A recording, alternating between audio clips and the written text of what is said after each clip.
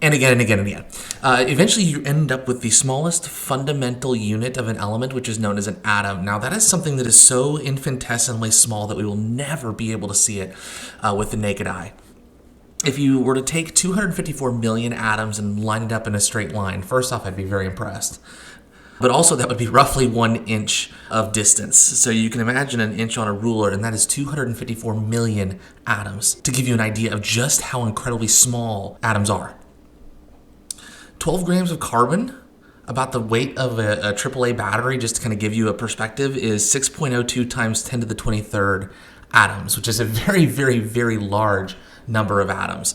But I want to try to put these things in perspective for you, just to kind of give you an idea of how small an atom actually is.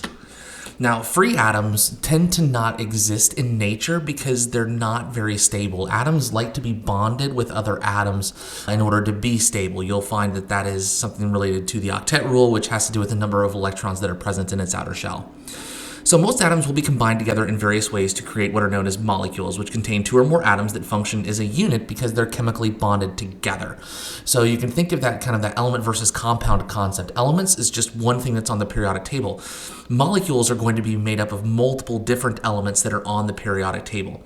And they can bond in a variety of different ways. Now, we will explore that through the process of this course, but if you have some examples of molecules here, look at the ones more down at the bottom there. Methane, which is made up of 1 carbon and 4 hydrogens. Ammonia is a nitrogen and 3 hydrogens.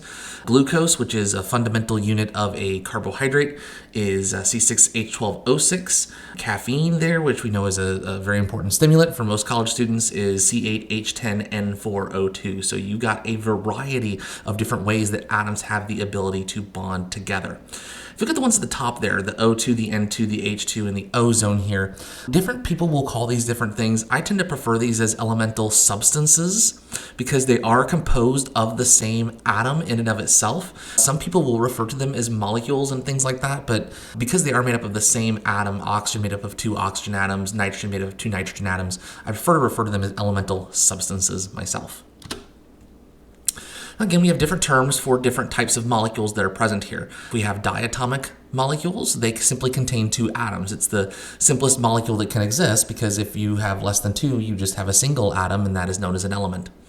Triatomic molecules, if you know your Greek and Latin prefixes, this should be very easy for you. Triatomic molecules contain 3 atoms of a substance. Tetraatomic, 4 atoms, and atoms may be different or similar to each other. And again, we use the hetero-homo prefixes to get a better understanding of that. Heteroatomic molecule will have different atoms, while homoatomic will be the same. So take a minute here, classify each of these as either a diatomic, triatomic, etc., or if they are homoatomic, heteroatomic, and whether they would be considered an element or a compound based off of its composition. I'll give you a few moments, and then we will go from there. So let's take a look at the first molecule that is there. 5 atoms, and so that is a pentatomic molecule. It is heteroatomic because it is made up of more than 1 type of atom, and it is considered a compound. If you look at B, we would call that triatomic because it is made up of 3 atoms. Homoatomic because it is made up of the same type of atom, and I would call that an elemental substance. Element is fine. For C there, it is tetraatomic because the root there for 4 is tetra. It is heteroatomic because the atoms are different from one another, and it is considered a compound, again made up of 2 or more different types of atoms. And then D, the root for 6 is hex, so that would be hexatomic, and that is also heteroatomic because we have 2 or more different types of atoms, and it is also considered a compound.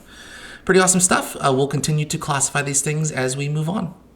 So same thing as before, take a few moments and classify each of these molecules as diatomic, triatomic, etc., homoatomic, or heteroatomic, and whether they are an element or a compound.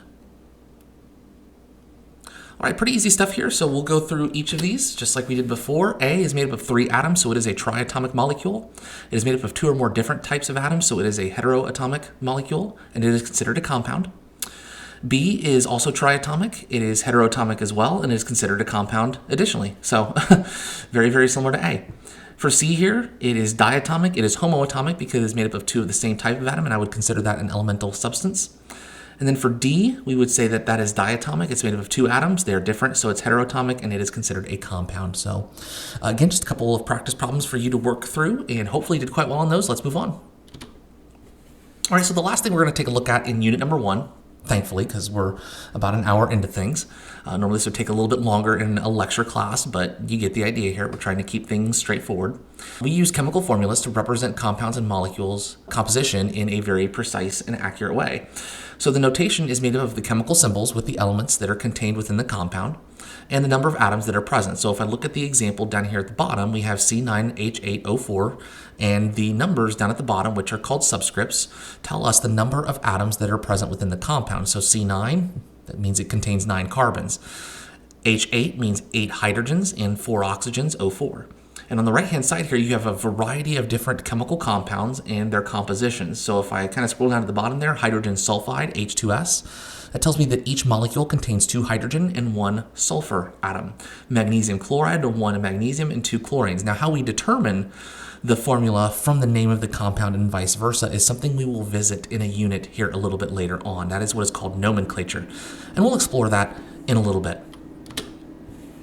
Writing formulas correctly is very, very crucial for chemistry. We want to make sure that we're including the right chemical compounds when we go through and write out what we are working with. So for example, COCl2 with the O being capitalized and COCl2 with the O being lowercase are very different. COCl2 contains 1 carbon, 1 oxygen, and 2 chlorines, while COCl2 contains 1 cobalt atom and 2 chlorines.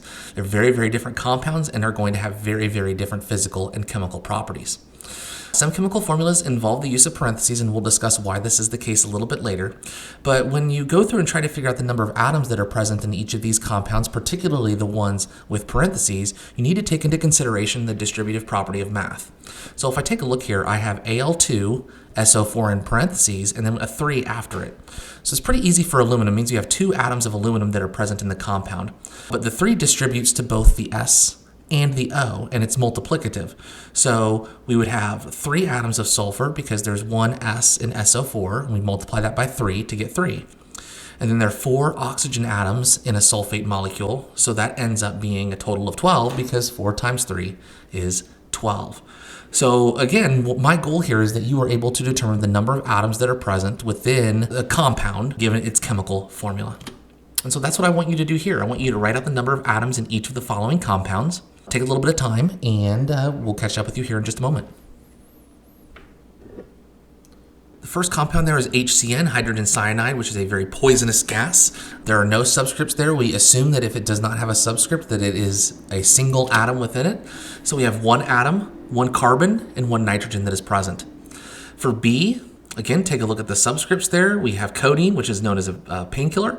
It is 18 carbons, 21 hydrogens, 1 nitrogen, and 3 oxygens. Now, again, when we look at things with parentheses, we need to take into consideration the distributive property of math. So I have 10 calciums that are there.